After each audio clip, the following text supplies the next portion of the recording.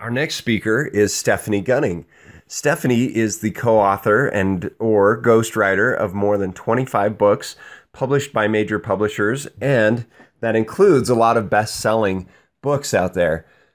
Stephanie is the CEO of Stephanie Gunning Enterprises. She consults with authors and speakers to help them succeed in their businesses.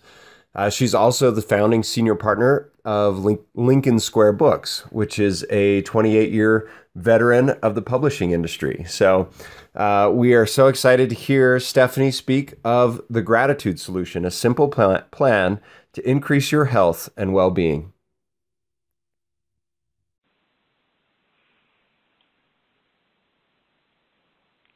Welcome to the Abundance Symposium. My name is Stephanie Gunning. I'm an editor, an author, and a publishing consultant specializing for the most part in the categories of complementary and alternative medicine, self-help, and spirituality. I write books about the integration of mind, body, and spirit. I'm also a humanist and deeply interested in peace and prosperity. For when there is prosperity, there is stability, an absence of conflict, an increase in altruism, and people are healthier.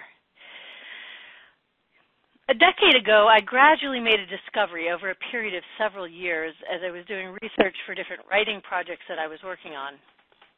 I began to notice an entire literature devoted to the topic of gratitude. It seems as if it didn't matter what I was reading. Studies related to meditation, there was gratitude. Biochemistry, gratitude. Emotions, gratitude. Neuroscience, gratitude. I began collecting clippings from articles and online links, and I grew more and more fascinated with gratitude. What was it? What caused it? And if it was as beneficial as everyone was saying it was, how could I experience more of it? In 2009, I was invited to the United Nations to give a talk to members of the staff about my findings. And today, I'm going to share some of that same information with you. My purpose in this talk is to teach you a simple plan to help you be more grateful so that you can experience these same benefits of health, longevity, improved relationships, and spiritual peace. One of the most potent states of being we can experience as human beings is gratitude. As with anything that occurs within the body, gratitude is a biochemical experience. It is an emotional experience, and it is a thought experience. Furthermore, it is an energetic experience. Social scientists are discovering that gratitude is even an important social experience. There is literally no level of the human experience that does not include gratitude as one of its strongest and most significantly healthy and healing emotions. Gratitude is remarkable. It is deeply hardwired into the human mind and body. It is a whole body experience so powerful that it alters our blood chemistry, our brain waves, and our relationships. It even reduces pain and promotes cellular healing. It protects us from heart attacks, and it bonds us indelibly to other people. Social scientists call gratitude social glue. They term it pro-social behavior. Evolutionary anthropologists say it is a biological adaptation, an advantage that helped our ancestors to survive. Physicians recognize that it activates the parasympathetic or relaxation response. It lowers blood pressure, and it prevents heart attacks. In his book, To Give is to Receive, Roger Walsh, MD, PhD, professor of neurobiology at the University of California School of Medicine, writes, "Gratitude bestows many benefits. It dissolves negative feelings. Anger and jealousy melt in its embrace. Fear and defensiveness shrink." History even records that civilization has always understood the importance of gratitude. In 43 BC, Roman statesman and philosopher Marcus Cicero wrote, Gratitude is not only the greatest of virtues, but the parent of all others. What exactly is gratitude? Well, we know we can feel it in our bodies. When I was down in the New York City subway one day waiting for a train, I started becoming more and more agitated because I could see a guy across the platform from me who was begging for money. His situation was so extreme that it really almost hurt me to look at him. He was missing both of his hands, and someone had hung a sign around his neck that said, "Hi, my name is Victor. I need money so that I can buy prosthetics and do simple tasks and hold a job." Something, words to those effect. And I was immediately just horrified by the idea of what it would be like to live without hands, and thinking what kind of accident would have caused this man, he was a young man, maybe in his mid-20s, to lose his hands, and who had to take care of him, who hung that sign around his neck, and all of the things that just started spinning around in my head, and I was getting very upset. And I decided that I was going to practice a simple meditation that I had been taught by my friend Locke Kelly, where basically you let your vision spread out to the periphery and kind of continue your awareness around behind your head, and then you kind of sense evenly into the space that spreads out from you. So I did this meditation, and I took in everybody on the platform, and all of a sudden it occurred to me that if every single person who was standing in the train station went over and gave this guy, Victor, $20, he would have enough money to buy his prosthetic. And so I immediately reached in my wallet, and I had cash that day with me, and I walked over to him, and I tucked a $20 bill into he was wearing overalls, so he had a little bib in the front, and I tucked it in there, and I looked him in the eyes, and simultaneously we both said, "Thank you." He didn't say thank you to me, and I said, "You're welcome." I didn't say thank you to him, and he said, "You're welcome." We both said thank you. In that instant when we were looking in each other's eyes, we were connected, and all of a sudden I felt this explosion of heat in my chest emanating from my heart, out, whoosh, rushing in every direction through my body, down my arms.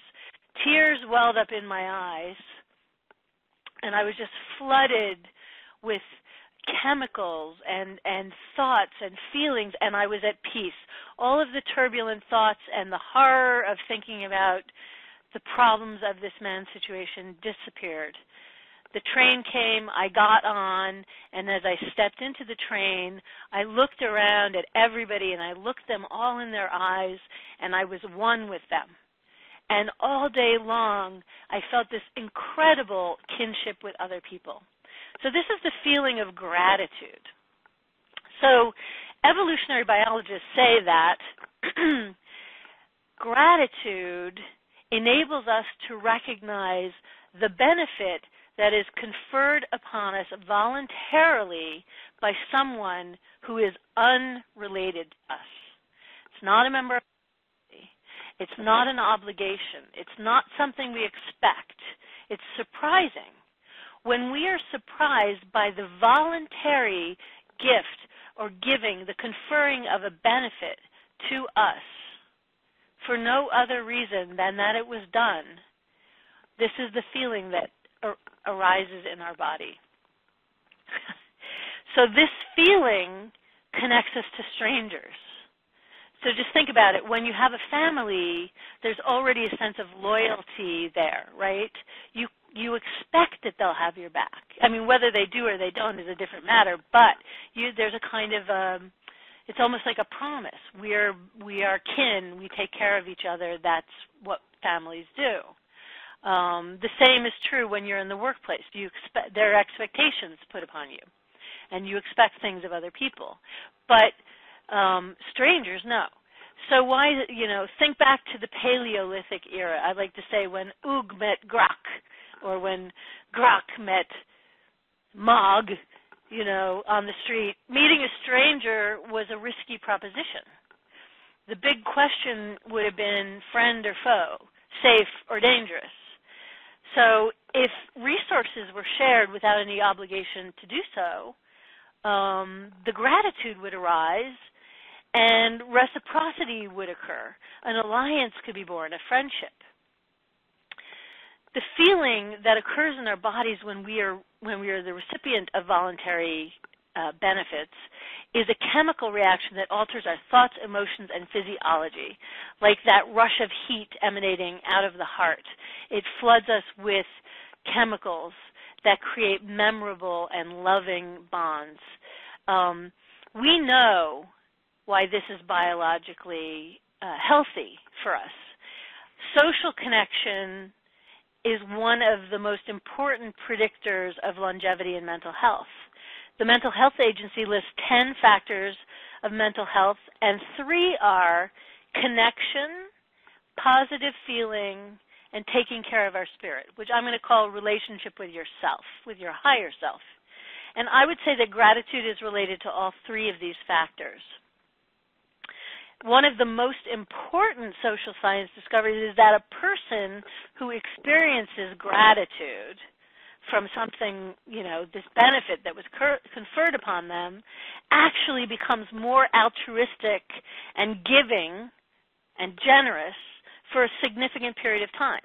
According to a study in Current Directions in Social Science, gratitude leads to a behavior pattern that is called upstream reciprocity. What this means is we pay it forward. So in the same way that I was on that subway train and I was looking around and all day long I was very kind and generous and giving and loving and connected to people, I give to you, then you're going to give to someone else.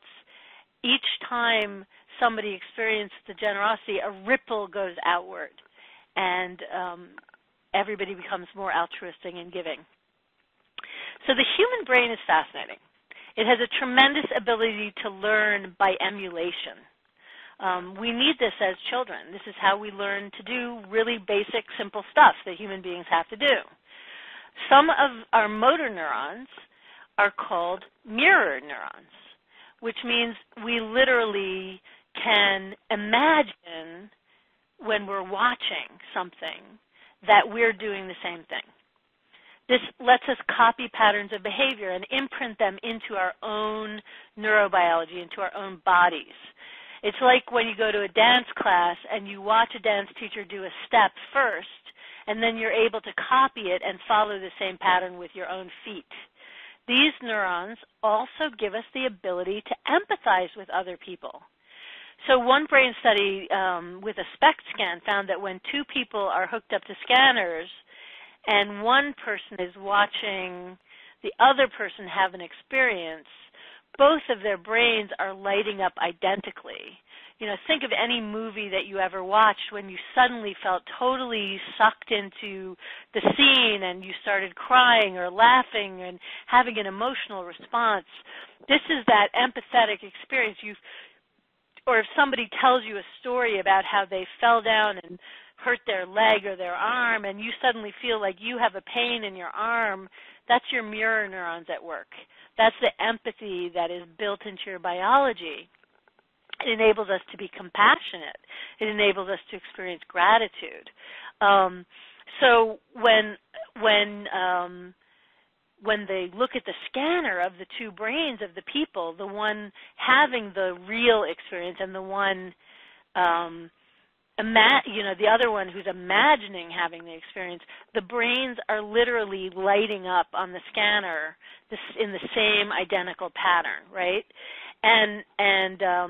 So when you give something of value to another person, you feel the value being conferred to you.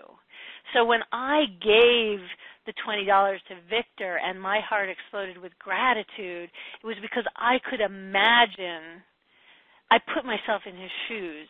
It wasn't something I did. It was very genuine. It was spontaneous. It was a divine experience to me. It was a spiritual experience. And it just lit me up in every way. So giving literally is to receive. Receiving is to give. If you express your appreciation when you feel gratitude, it enables the person who gave to you to feel what you're feeling, and it lights them up and they feel grateful as well. And this really bonds you. But the trick is it has to be done unconditionally. You have to give and receive voluntarily without expectation, obligation, or condition. Gratitude is not happiness. It's a perception that you've benefited from generosity. And when you have this perception, you enter into the state of gratitude that is a mind-body spiritual state. Interestingly, perception is subjective. So what might cause one person to feel grateful might not cause another person to feel grateful, because one might not perceive a gift as voluntary, the other might, or whatever. Or it might not be something that the recipient wants, or whatever, right? So, or you just can't perceive it, right? Perception is subjective. It's happening inside each of our brains a little bit differently, depending on how we're wired. Now, we know that we can change our internal state by what we focus on. So if you choose to focus on gratitude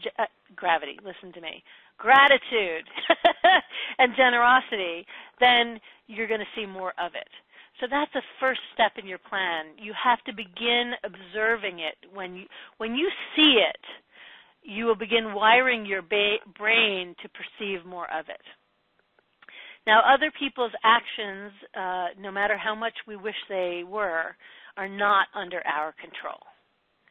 I can't make you give to me, and that wouldn't make me feel grateful anyway if you did, because that's an expectation. Interestingly, though they're not under our control, our perception about other people's actions and how we choose to view them can regulate our emotional response.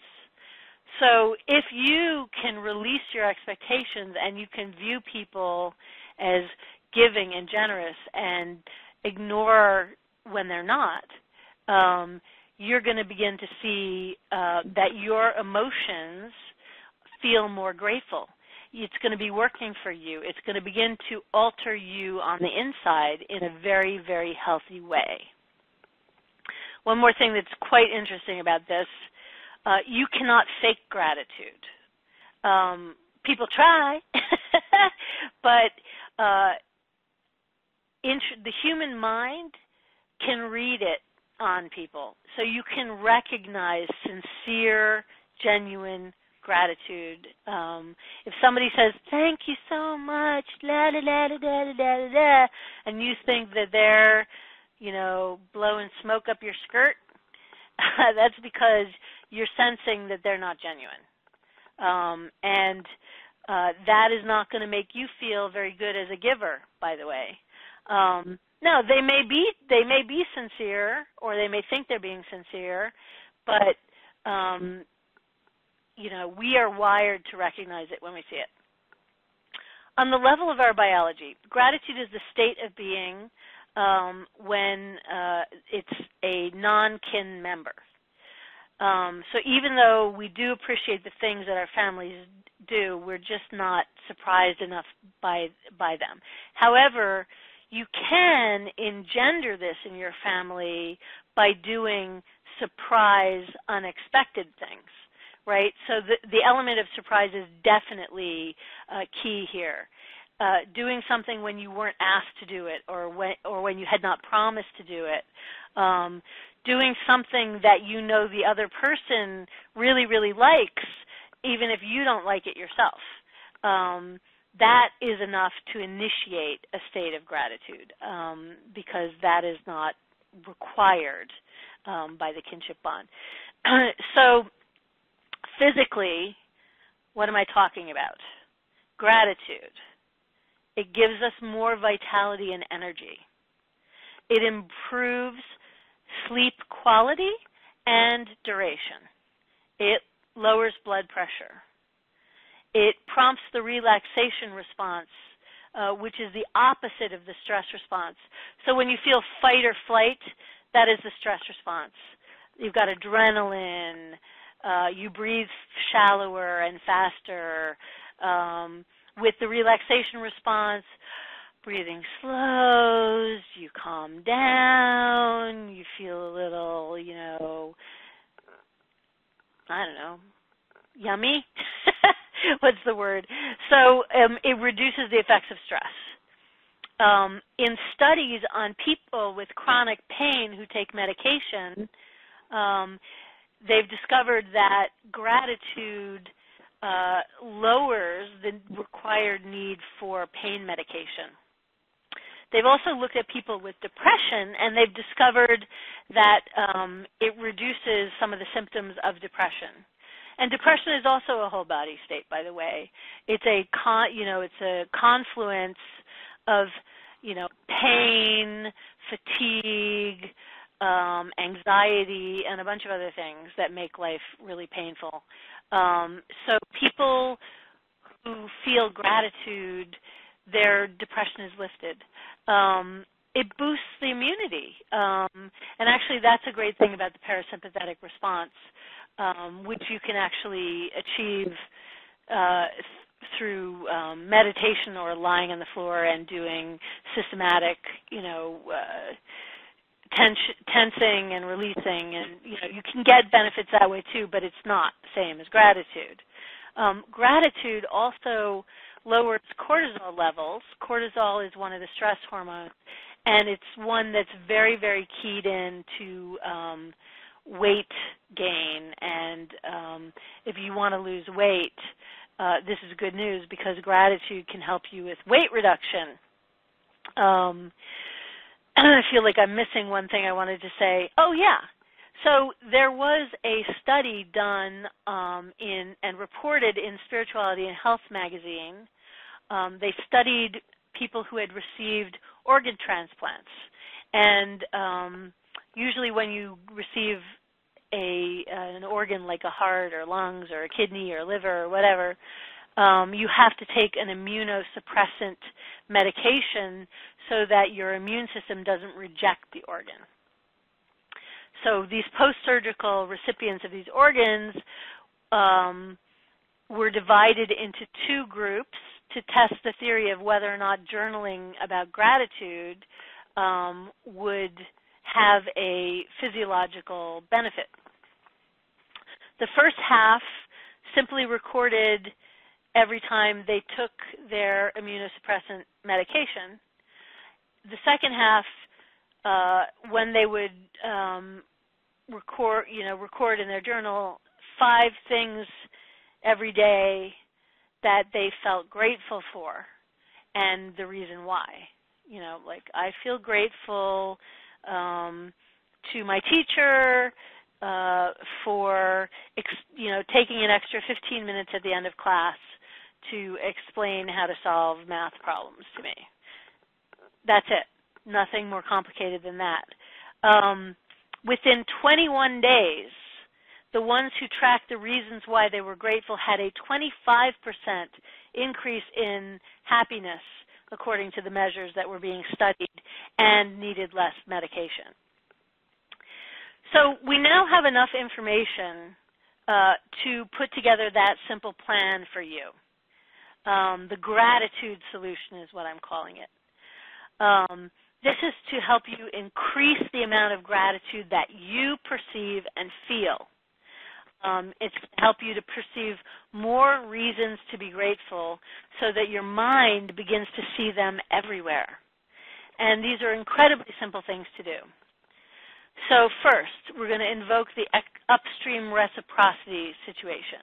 This is when, if you give and someone else feels grateful, then that person is more likely to give to other people in his life. So to increase the flow of positive, reciprocal generosity in your community, your family, the world around you, commit to making voluntary acts of generosity every day. Spontaneous, unplanned giving to other people. And really let yourself take in what they might be experiencing from that. If you see an older person with a cane who's about to go through a doorway, slow down, put the brakes on, open the door, look them in the eye. When they say thank you, say you're welcome. Wait till they go through. It'll put a little spring in your step, I promise you. You're going to feel grateful. Express your gratitude to other people once a week or once a month or every day. Choose a different person in your life. Somebody could be going back years who you haven't spoken to forever, and sit down and really think about expressing to that person the reasons why you're grateful to them. Make it a beautiful thank you. You can write this to someone who was your teacher when you were in grade school. You could write it to a doctor who helped you get well from a serious illness. You could write it to one of your parents. You could write it to a child, or a good friend, or even a not-so-good friend, just an acquaintance. You could send it to a colleague in your workplace, an employee, your boss, or you could send it to somebody you simply admire, a public figure or a writer of a book that meant something to you.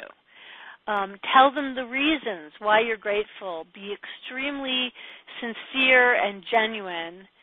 And then it's your choice, really, whether or not to actually send the letter. I think that, sending it almost always is a good gesture.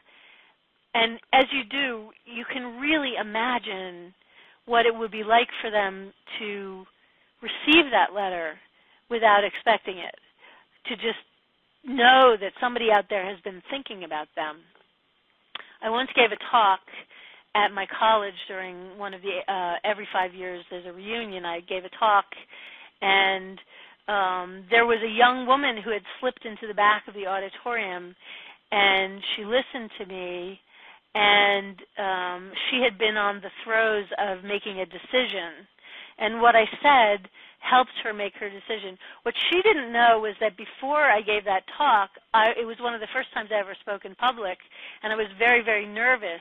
And so I just did a little meditation, and it set an intention right before I went on stage where I said, my hope is that there will be at least one person in this audience who needed to hear what I have to say.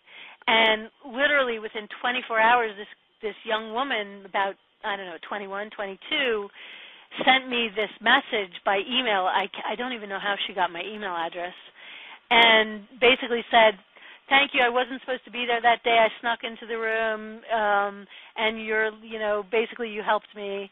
And I was like, my heart just exploded. I was so honored and grateful that she had taken the time to reach out to me to tell me that. So your giving thanks might promote gratitude in them. Now, if you really want to take this up a notch spiritually, think about writing a letter to your past self, yourself as a child or a teen, or during some difficult period of your life. And then another time, write a letter to your future self. And, you'll find it an interesting experience. It's kind of like a love letter, but be very genuine. Like, really think about it. Third, keep a gratitude journal for 30 days. They have seen that, up to 30 days, there's really, really strong, powerful reaction to this. After that, it becomes a little bit of a ritual. Your brain goes on a little bit of autopilot with it, so the benefits are still there, but they're not as large. But the first 30 days, it's huge. And you can also take time off and then start over, so you can do this every couple of months or whatever. Just before bed, make a note of 5 things you're grateful for and why, sort of like those immune suppressant people did.